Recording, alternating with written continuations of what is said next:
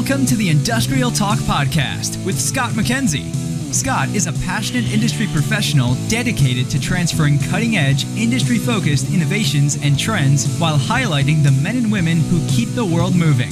So put on your hard hat, grab your work boots, and let's go. All right, once again, thank you very much for joining Industrial Talk, and thank you for your continued support of a platform that is dedicated to you, industrial professionals all around the world, because you're bold, you are brave, you dare greatly, you innovate, you collaborate, you solve problems, and therefore you are making the world a better place. That's why we celebrate you on this particular podcast. Now, we are broadcasting on site the 31st annual SMRP conference here in Orlando, and it is a great event. It has wonderful individuals who are all focused on solving problems and making the world a better place. If you are interested in maintenance, asset management, reliability, smrp.org is your first and only connection that you need to make sure that you can connect with individuals like the one we have here. How you doing, man? Doing good, Scott. It's always good to see Kevin. Kevin's a nice guy. You don't have any real sharp edges around you. No, I try not to. You succeed. Right, Susie? Yeah, no sharp edges. No baggage. No baggage. No. No drama. I like it, man. Honestly. You having a good conference? Good conference. Yeah, it's been well attended. Awesome attendees. It looks like the number of practitioners is really high compared to what we normally get. Yeah, I think we have, over 1,200. Yeah. Yeah, it's like a record. Definitely broke a record. I wonder, what was it used to be? Well, I was conference chair in 2019, pre-pandemic, in Louisville, and we had 1,187. So not terribly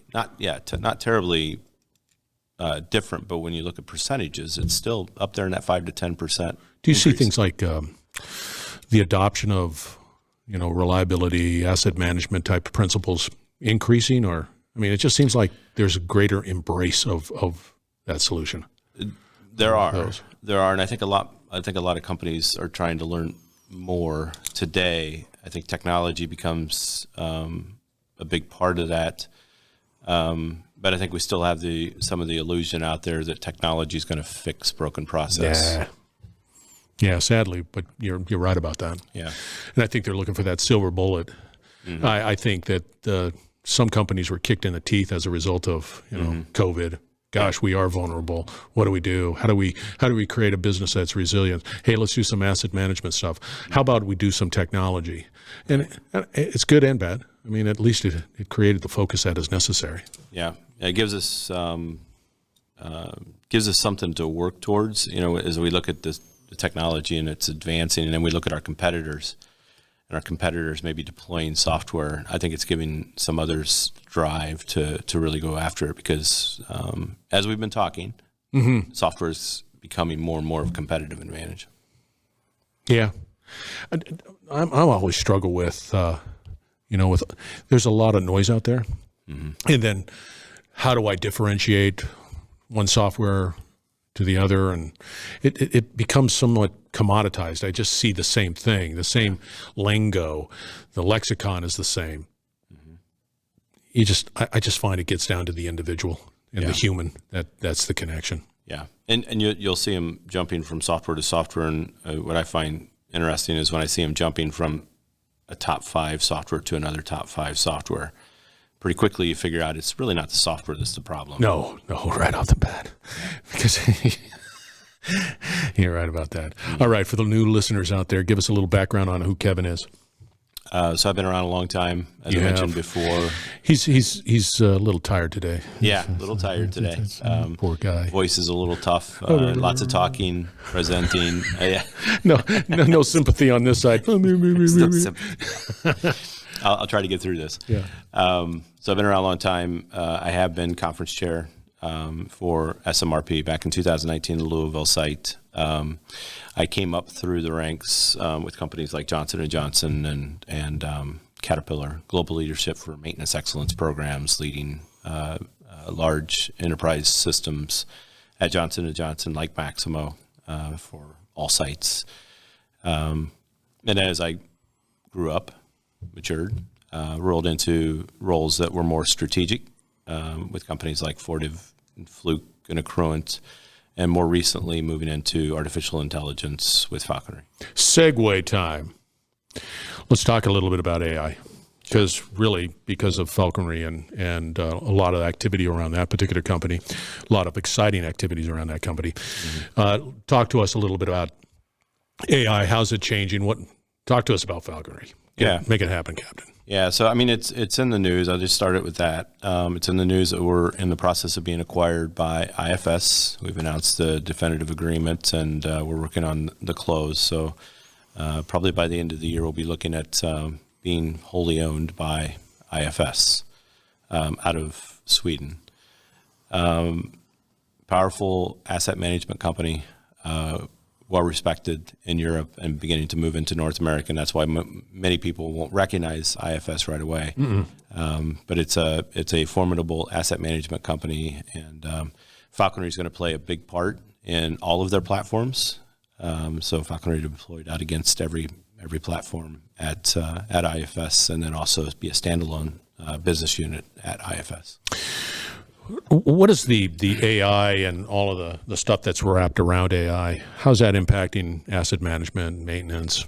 Tell us how that's going to work with IFS. I can't do that without giving a little history. Yeah, please. So during my years, I grew up doing criticality assessments, failure modes, effects, and criticality analysis, and that we developed our predictive programs starting there. And that's good process. That's good data that gets us to a job plan that's effective on your assets.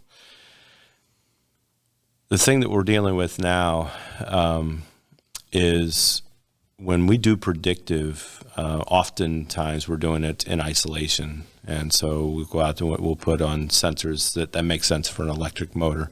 We can identify temperature, vibration, accelerometers, and other things amperage, things that are going to matter for an electric motor failing. What AI does differently is it doesn't live by thresholds. It doesn't have a high and a low. AI looks at all of the data that's coming in, typically operational data, but also with predictive data coming in, same types of things where it could be vibration, could be temperature. All of those together, AI looks at it and it understands it and learns it as what is normal. And once it understands what's normal, then it can understand what is changing. And so it watches for things that are not normal. What I like about capturing operational data as opposed to just predictive data is operational data tells me exactly where I am, what products are running, what status the machine is in, what levels it's running. So I know everything about the operation, plus you throw in that predictive data. I now have a really good understanding of things that are beginning to fail in a way I didn't have before, because I don't have the thresholds that I need or that I had before in predictive. Now it's learning what's normal and watching for the abnormal. So it's what we're talking about is the ability to be able to take in all of these different data points, ongoing, real time, right? Right. And the platform, the AI solution, gives you that real holistic picture of your operation, not just the asset, but the whole operation. Right. How does it display that? How does it me as a human going, well, what is that? Yeah, you can display it a lot of ways, but we display it in the most basic form. We display it as a heat map. So it's in colors. Oh, no way. Right. So if you've got 100 signals that are coming through the AI, it will show all 100 signals, and it'll give you a heat map of what's failing or beginning to fail. So if yellow means I've got problems, red means I got big problems, purple means I'm good. You couldn't go with green. No green. No green. Couldn't go with that. Oh, God. I'd have to learn that one. It's like purple is a combination of blue and red. Yeah. Okay, so purple's good. It's your classic dashboard, but not a dashboard as we know it, but as a sort of that heat signature. It's more like a heat. It looks like a heat signature in essence, but it's more of an analysis tool for an engineer, for a process engineer, for a technician, that they can take a quick look at that. They can also be notified by the system that we have anomalies. Does it give me the ability to drill down? So I'm taking this and I'm looking and I double click, for lack of a better term, double click, and it drills down and gives me what's causing the anomaly. Yeah, the anomaly is typically more than one signal, right? So it's usually a clump of signals, and it could be other things that are. Give me an example of another thing, because I get the vibration. It's vibrating, not good. Right. Well, and often we have operational data, not predictive data. And that's a whole different conversation, where in most organizations we find operational data located in one place, and we find predictive data located someplace else. They're typically not together. Now, the word on the street is, and I've heard this from numerous customers and people at events, that they're working on centralized data repositories real time. And if that's the case, then AI is going to be so much more effective, because AI wants more data. It's vital. Yeah. I don't see how anybody can effectively. You can. I'm not saying that a human can't do it. I'm not saying that, but I think there's a time element to it. Right. The quicker I can do it. I was just going to give you the example of the other thing. The other thing might be, maybe you got amperage draw on one motor that's going up, but at the same time you see maybe a fluid level is low on another, and so the two of those together create the anomaly. And it might mean something. It might be something you've already identified before. So it might be a known anomaly, and there's things known as unknown anomalies, and those are the ones that we have to do deep analysis. Yeah, but in that same scenario, it might not be the condition of the asset. It just can be the condition of the operations, or the feedstock not coming through, or something causing a. That's why the conversation quickly goes, Scott, to can AI detect quality? Yeah. Of course it can. Of course it can. But it's all dependent upon the learning and the teaching by humans on what those anomalies mean. And as we begin to identify more and more and more, and the more data you give AI, the more it learns, the more normal makes sense to it. How do you take? Let's say I'm interested, and I'm interested in that holistic view, and I want to be able to begin pulling information in such a way that I can see the overall operational health, not just asset, whatever, operational health of my operations. Do you start incrementally, or do you begin? How do you deploy? I mean, I don't even know where you start. Yeah, and then train it. Right. It's data, right? So we can take historical data. We don't like to do that because it really doesn't give you the best, but it helps teach AI quickly. So you can use historical data, and then it quickly learns what normal looks like. But even if we're doing a pilot, Scott, we connect live data. We always recommend connecting live data. And once we're able to collect live data, usually within, it could be days, it could be weeks, depending on how fast the data is. If it's slower data, it's going to take longer to learn. Well, it makes sense. Right? But days, weeks, you're going to have learned AI. When do you know it's learned? Well, it's always on a journey, right? Yeah, of course. Right? That's the point. And that's the thing about predictive, and that's why AI is so powerful, is because AI never forgets. And so you could go 6 months, you could go a year, you could go 2 years, and finally that one anomaly shows up that you've never seen before. And it might even be a pattern that it comes up every once a year. Yeah. And that could be a pattern, and it could be telling you something, but you never saw it before because you weren't monitoring the right things. But now with AI, you're monitoring essentially everything. So it never stops learning. Just like with the human body, we never stop getting sick. We never stop getting hurt. So we're always, if you were to attach AI to our body, it would always be finding anomalies, things that are not normal. And so same thing with the machine. It's always going to have something. But when do you determine that, okay, we've run it long enough, we think that it has enough information. So it's sentient now, or whatever you want to call it. It has learned. So how do you know that and just sort of let it go? Or do you just like, yeah, it's running up, thumbs up, we're ready to roll? Right. I'd be willing to say that we haven't seen one that is, I would call, the perfect model. Because they're all in the midst of learning. Because this is new technology. It's been around a long time, but it's newer in the application of drilling down to the anomaly detection on an asset. So that part is still fairly new. But I think it would be difficult to say there is one gold standard asset out there that you would use across all assets like it. Right. So one CNC where, it's perfect AI, can you take that against all other CNCs? I don't think it exists yet today. Yeah, but again, it's a journey. It's an absolute journey. And I'm assuming the value is there. Yeah. The real gains are there. Yeah. And the thing about monitoring both process and asset data is that it continues to get better, and it continues to give you more insights as you go, right? So if you're learning, if it's learning what the anomalies are, and you're helping to identify and giving context to each of those anomalies, the next time it comes up, more. What's interesting would be that moment in time where you see red.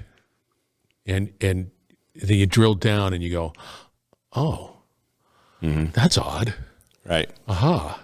Or it must be a real interesting, I don't know, realization. I don't know, it just seems. It is. And the other thing, and I like to tie it back to criticality assessments and failure modes and effects and criticality analysis, that when we identify an anomaly and we don't know what it is, root cause, we need to go back and identify it, right? And we have so much more depth of what went wrong because this is time series AI. So we know exactly when things happened, and we know exactly where they happened, and we know exactly what sensors they were. And we also know exactly what happened to the product. There's just so much more that we know. So root cause analysis becomes much simpler because all of that data is right there and been captured. If we were just doing it on a SCADA system, Scott, it would be difficult, super difficult to go back and correlate all that data and bring them together. That's what AI is doing for us. And then in that root cause analysis, that it continues to learn. Can you manipulate the model in such a way and say, hey, here's something new? Can you infuse more stuff into it? Oh, yeah. Yeah, you can always build more models. We've seen clients with hundreds and thousands of models. Okay. Yeah. So they're accommodating for any scenario that could potentially happen. Yeah. Well,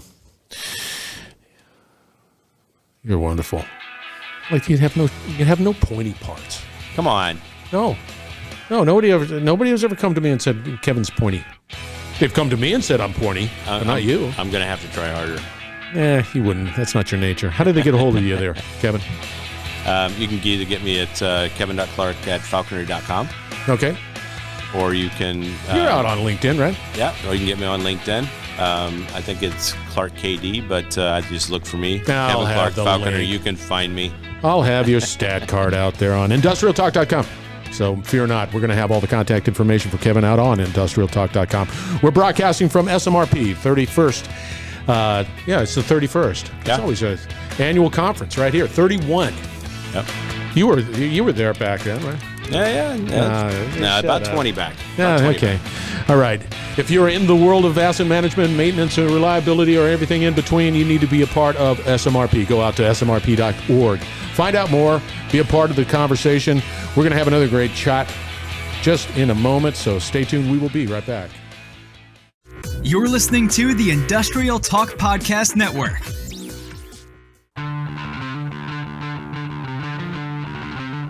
Always a great conversation with Kevin the Legend. It sort of rhymes. I'm going to go with that. Kevin, the legend. Because he brings to the table tremendous mad skills in the world of asset management and maintenance and reliability, all of that. He is one that you must connect with too. Because here at Industrial Talk, we're all about collaborating. We're all about education. We're all about collaborating. And we're all about that innovation. And there's Kevin right there. Educating, collaborate. He wants to collaborate. And definitely Falconry and the innovation that's happening there, a must. You got to look into it. Just do it. That's your call to action. Easy peasy. Go out to Industrial Talk. All the contact information for Kevin out there. Easy to connect with. No friction. We don't want friction. We want you to succeed. We want you to be a part of Industrial Talk, most definitely. So be bold, be brave, dare greatly. Hang out with Kevin. Change the world. We're going to have another great conversation shortly, so stay tuned.